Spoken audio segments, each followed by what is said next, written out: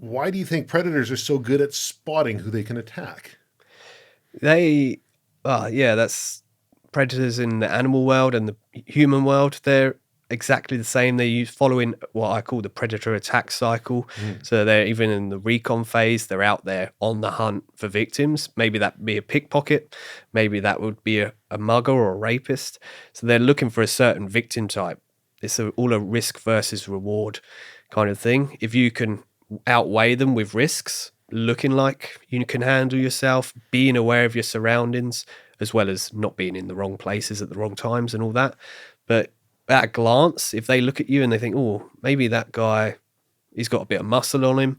Maybe he looks like he's ex-military, which is another thing I talk about, Mm-hmm. like the grey man tactic. You can try and blend into environments if you're in a foreign country to not look like an outsider, not look like a tourist. But you can flip that over and try and look like a formidable deterrent. You can look like someone that they don't want to mess with. Carrying yourself in such a way, there's that fine line. So if you're going to be the gray man and you're kind of blending in, but you don't want to look like the victim, so you're going to have like you can carry yourself, hold yourself, but you also don't want to be the guy who's hard eyeing everybody who's coming down the street. Like, oh, you mess with me, I'm going to be tough. Because now you flip that script. Now maybe somebody who wasn't necessarily interested in approaching you, maybe their ego starts kicking in, and maybe, oh, who's this person think they are? They're on my turf. They think they're tough, and you're inviting that to you. And you would talk a little bit about, I remember in the old TikToks, about how you make eye contact, how long you make eye contact for, how you glance away, not down, look over, just little tricks that a lot of people don't think about. Yeah, there's been studies on it. Mm. They took a videotape of just an intersection in New York of people walking past, and then they took that to convicted criminals, predators, muggers, rapists, robbers, violent criminals that would do that stuff with violence, and they showed them the videotape and asked which ones they would want to target, who would be their victim types, and they studied the ones they picked, and there was patterns, and it weren't always women. It was actually gender wasn't even really considered. It was how that person carried themselves, Mm. and actually where they were looking was a big thing, like looking down at the floor. One of the most prolific serial killers, I think it was Ted Bundy, said in an interview that he would choose his victims by the way that her head tilted as she walked.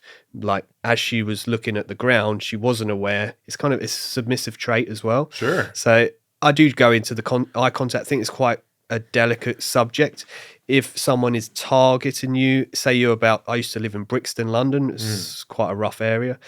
If you're coming up to a group of lads and they're like chatting and then they stop talking and one of them's like looking at you, if you get your head down and you're like, oh fuck, I don't want to go through this situation, shit, they can sense that nervousness. They know, right, this guy can be preyed on. It's that instinctual thing. If you are calm, you're fine in that environment, you're used to it, you're an insider, you just walk relaxed with your shoulders back, head up, you glance eye contact, keep looking ahead.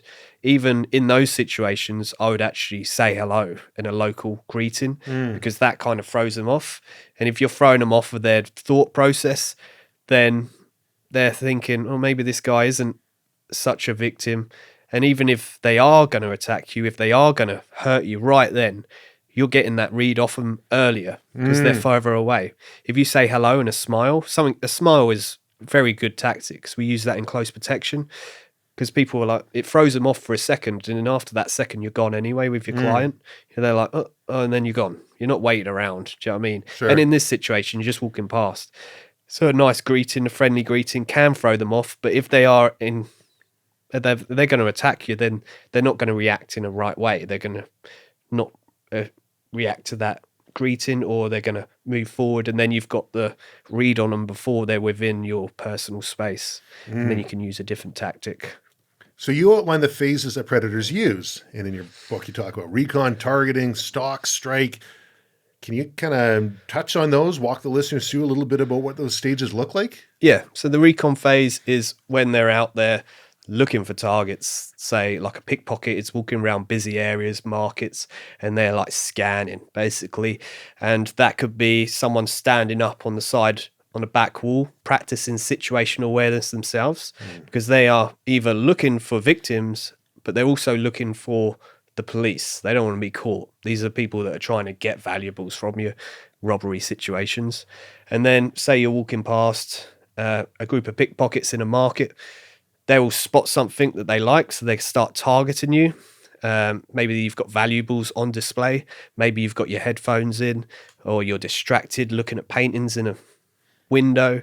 Then they're targeting you. Can they get what they want from you? Do you look like you could be a danger to them? Does the risk outweigh the reward? Mm-hmm. And then they go into the stalk, so they got to move closer, and they could be gaining information at that time.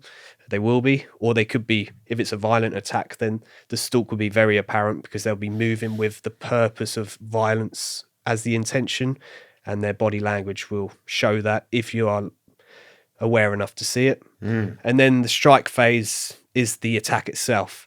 And if you're detecting it at that point, then you've failed. Like, this is where close protection, we aim not to be.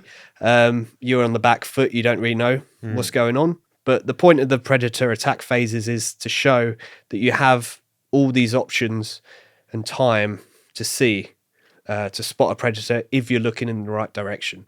So I'm aiming to give you the tools to spot them before they target you. Now, you do something in your YouTube videos. You talk about these things in your book, and you're doing what. So as a kid, my dad would take me downtown. We'd play a game of hawks and pigeons. I think we talked about that one before, but the goal was, as a kid, you had to spot who the hawks were and who the pigeons were, who the targets were, who the victims would most likely be, and who are the predators. And that's something like going through the book. People can look at this and they can apply this as they're taking the bus. They can apply it as they're going on a SkyTrain, walking downtown, wherever. Who's the other people who are doing the similar thing to me? And those other hawks who are situationally aware, they tend to be able to spot you pretty quick too, doing the exact same thing. Yeah, you do. And you'll find yourself spotting criminals, especially pickpockets and dodgy people you want to stay away from. And you'll find yourself spotting ex-military blokes, police officers, even undercover police officers, because they can't turn it off. Nope. And yeah, other protectors, yeah, it's easy to spot. And once you start practicing these skills, these daily habits, then yeah, it's good. It's a fun game to play, especially if you're on vacation, you want to spot the pickpockets. But also it's a deterrent that's always a force field around you.